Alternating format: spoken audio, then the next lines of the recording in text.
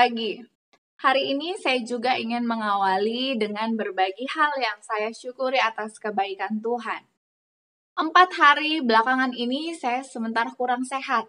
Jadi di perut bagian atas, yaitu pas di bawah ulu hati, atau sekitar itulah. Pokoknya rasanya seperti penuh, sedikit perih, dan tidak nyaman dalam beraktivitas. Saya sudah coba untuk istirahat, tapi tidak bisa juga karena rasanya betul-betul tidak enak. Jadi saya menahan rasa itu dari hari ke hari. Hingga akhirnya saya sampaikan pada suami saya, yang carilah obat antasida cair. Karena dulu pernah juga saya alami seperti ini. Sebenarnya saya juga kurang tahu apakah saya menderita MAH atau tidak. Karena memang belum pernah pergi berobat ke dokter dan dinyatakan resmi penyakit MAH. Saya hanya tebak-tebakan, mungkin ini gejalanya saja. Karena dulu waktu kambuh, saya di rumah meminum antasida cair. Nah, obat ini adalah obat sisa suami saya waktu dia sakit GERD. Jadi saya minum karena memang saya rasa mengarah ke situ penyakit saya. Dan memang berfungsi dengan baik. Saat itu saya sembuh langsung dalam 1 kali minum saja. Lalu saya meminta tolong suami saya untuk pergi beli. Jadi pagi-pagi sebelum pergi kerja dia ke apotek dulu. Dia sudah cari-cari di apotek sekitar rumah, tidak ada yang cair. Adanya yang tablet. Jadi itulah yang dia berikan pada saya. Siang hari setelah makan, saya meminum obat ini. Tapi sudah 2 jam, 3 jam, 4 jam berlalu, rasa sakit saya itu tidak ada perubahan. Sepertinya obat tablet ini kurang pas untuk penyakit yang saya alami. Jadi saya pun memberitahu kepada suami saya ketika dia pulang bahwa obatnya tidak cocok kayaknya. Rasa sakit itu masih saya tahan sampai keesokan harinya, yaitu kemarin. Saya sudah sampaikan pada suami saya, kalau memang saya tidak tahan lagi rasa sakit ini, sepertinya saya akan pergi ke klinik untuk berobat. Iya, kata suami saya. Ketika saya sudah mulai mau bersiap untuk pergi berobat, Tuhan memberitahu kepada saya, Nes, kamu kan masih punya arang di lemari. Gimana kalau kamu coba dulu minum arangnya, kalau memang tidak ada efeknya, ya pergilah ke dokter. Itulah yang terlintas di pikiran saya. Jadi saya pergi mengambil kotak arang, yang memang ini arang obat ya, bukan arang sembarangan, artinya bukan arang untuk pembakaran memasak, memang arang yang sengaja dibakar khusus untuk proses pengobatan. Saya ambil 1 sendok, saya taruh di cangkir, lalu saya panaskan air minum sudah mendidih, saya seduh di arang 1 sendok yang sudah saya taruh tadi. Saya kocok, saya berdoa, meminta tolong Tuhan untuk turut campur tangan. Lalu saya pun meminumnya. Jadi saat minum memang di mulut itu sensasinya ada serbuk-serbuk, karena memang serpihannya itu tidak bisa larut semuanya di dalam air. Dan ketika saya bercermin, mulut saya itu hitam dan gigi saya juga berwarna hitam. Karena memang arang ini sungguh pekat warna hitamnya. Tidak berlangsung lama, hanya sekitar 15-20 menit, rasa sakit di perut saya itu reda. Saya sangat bersyukur kepada Tuhan. Ternyata memang karena sudah lama saya tidak menggunakan arang ini, saya lupa bahwa khasiatnya juga memang dapat untuk mengangkat racun-racun dalam fungsi pencernaan, termasuk di dalam lambung juga. Dulu saya pernah gunakan metode ini. Arang dapat juga menyembuhkan tumor sedikit demi sedikit. Karena pasien yang saya hadapi saat melayani di Pulau Jawa di Kediri, ada seorang bapak yang memiliki tumor di lehernya. Jadi tumor itu sungguh besar, bengkak, sampai dia pecah, jadi ada luka di luarnya dan itulah berbau, busuk, dan juga sangat mengganggu. Dengan menggunakan tapal arang ini, berangsur-angsur tumornya mengecil. Dari situ sebenarnya saya sudah tahu bahwa arang ini sangat berfungsi. Tapi karena saat ini di Batam jarang sakit, jadi saya lupa. Namun, saya mempersiapkan arang selalu di rumah sewaktu-waktu dapat digunakan. Inilah hal yang saya syukuri. Tuhan membantu saya untuk sembuh melalui arang ini. Mari kita terus bersyukur untuk kebaikan Tuhan. Kita mulailah dari hal-hal yang sederhana, yaitu hal-hal yang kecil. Karena dari hal yang kecil kita akan mengalami makna yang sungguh besar.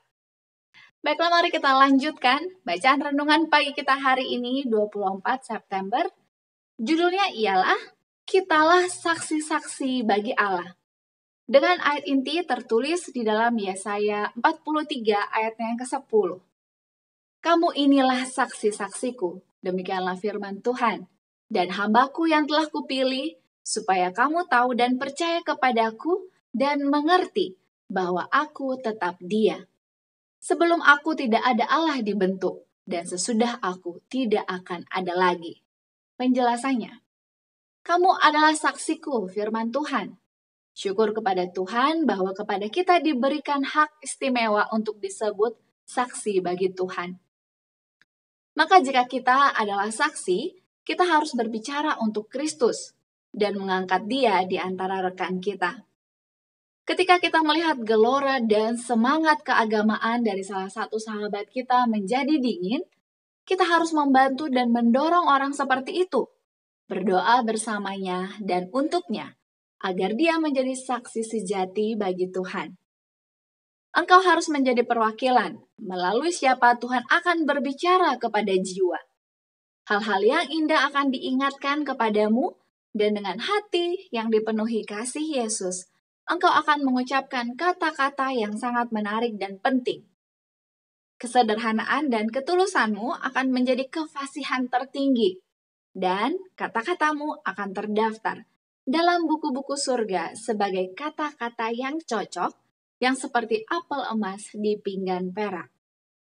Tuhan akan menjadikan mereka suatu luapan kesembuhan dari pengaruh surgawi, membangkitkan keyakinan dan keinginan. Dan Yesus akan menambahkan pengantaraannya kepada doa-doamu dan menuntut bagi orang berdosa itu karunia Roh Kudus dan mencurahkannya ke jiwanya. Dan akan ada sukacita di hadapan para malaikat Allah atas satu orang berdosa yang bertobat. Pekerjaan di semua pekerjaan, bisnis di atas semua yang lain yang harus menarik dan melibatkan energi jiwa, yaitu pekerjaan menyelamatkan jiwa untuk siapa Kristus telah mati. Jadikan ini pekerjaan utama, penting dalam hidupmu. Jadikan itu sebagai pekerjaan hidupmu yang istimewa. Bekerja sama dengan Kristus dalam pekerjaan agung dan mulia ini dan menjadi misionaris di rumah dan di negeri asing.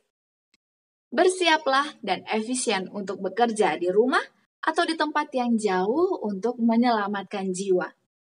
Oh, sekiranya yang muda dan tua benar-benar bertobat kepada Tuhan dan akan mengambil tugas yang ada di dekat mereka dan bekerja ketika mereka punya kesempatan menjadi pekerja bersama Tuhan.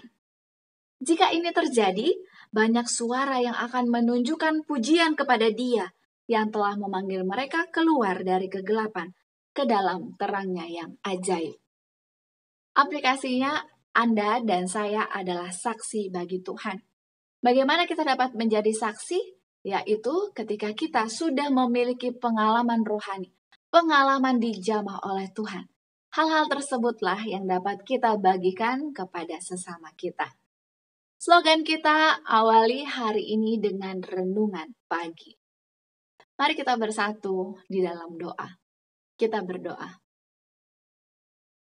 Bapa kami yang bertahta di dalam kerajaan surga, kedatangan Tuhan semakin dekat sehingga firman Tuhan pagi ini kembali mengajak kami, mengingatkan bahwa kami sebagai umat Kristen adalah saksi-saksi bagi Tuhan. Gunakanlah kata-kata kami ini Bapa untuk dapat memuliakan Engkau dan juga pengalaman yang sudah kami rasakan atas segala kebaikan Tuhan. Baik itu ketika Tuhan menyembuhkan kami, ketika Tuhan menolong kami dalam situasi kecelakaan, ketika Tuhan memberikan kepada kami jalan keluar ketika begitu banyak masalah yang datang. Hal-hal seperti inilah yang akan kami teruskan kepada orang lain, sehingga mereka pun yang mendengar akan semakin diyakinkan akan kuasa Tuhan dan juga kedatangan Tuhan yang tidak lama lagi. Biarlah kami boleh gunakan setiap sarana dan juga talenta kami hanya untuk Engkau saja.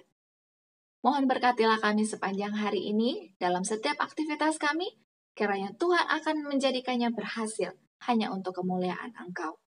Di dalam nama Yesus kami bawa permohonan ini. Amin. Terima kasih banyak, mari kita berjumpa kembali esok hari. Dan jika ada di antara Anda yang ingin menyampaikan usulan doa, Anda tuliskanlah di dalam kolom komentar di bawah ini. Sampai jumpa esok hari dan mari kita terus bersukacita menjadi saksi bagi Tuhan. Tuhan memberkati. Amin.